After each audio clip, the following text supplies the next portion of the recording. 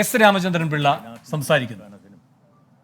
കനത്ത നഷ്ടമാണ് സീതാറാമിൻ്റെ നിര്യാണം മൂലം സംഭവിച്ചിരിക്കുന്നത്. ഞാൻ ആദ്യമായി സീതാറാമിനെ കാണുന്നത് 1979 45 വർഷങ്ങൾക്ക് മുമ്പ്. അന്ന് അദ്ദേഹം അഖിലേന്ത്യാ വിദ്യാർത്ഥി ഫെഡറേഷൻ്റെ അഖിലേന്ത്യാ ജോയിൻറ്റ് സെക്രട്ടറിമാരിൽ ഒരാളായിരുന്നു. അന്ന് പാർട്ടിയുടെ കേന്ദ്ര കമ്മിറ്റി ഡൽഹിയിൽ വെച്ച് ഒരു രാഷ്ട്രീയ ക്ലാസ് സംഘടിപ്പിച്ചിരുന്നു.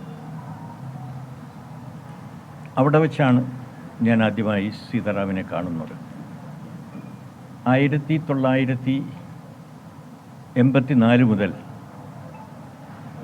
കഴിഞ്ഞ 40 കൊല്ലമായി ഞങ്ങൾ ഒരുമിച്ച് പ്രവർത്തിക്കുകയാണ്.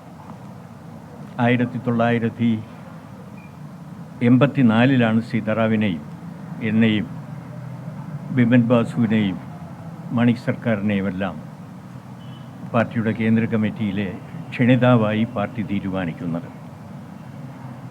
1985 കൽക്കത്തയിൽ വെച്ച് ചേർന്ന പാർട്ടിയുടെ കോൺഗ്രസ്സിൽ ഞങ്ങളെയെല്ലാം കേന്ദ്ര കമ്മിറ്റി അംഗമായി തിരഞ്ഞെടുക്കുകയുണ്ടായി.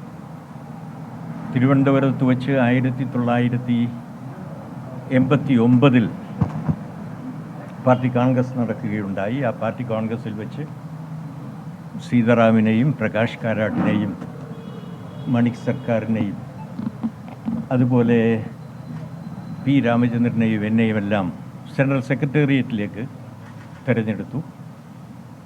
1992 ഞങ്ങളെയെല്ലാം പാർട്ടി പോളിറ്റ് ബ്യൂറോയിലേക്ക് നിശ്ചയിക്കുകയുണ്ടായി.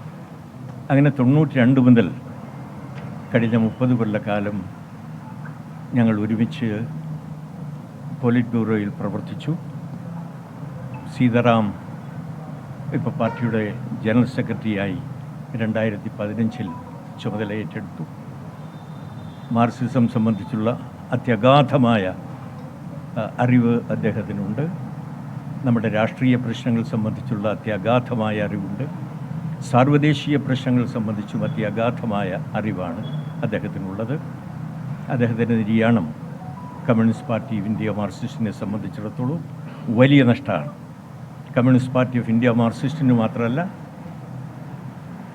ഇന്ത്യയിലെ ഇടതുപക്ഷ പ്രസ്ഥാനത്തിനും ജനാധിപത്യ പ്രസ്ഥാനത്തിനും തീരെ നഷ്ടമാണ് ഉണ്ടായിരിക്കുന്നത്.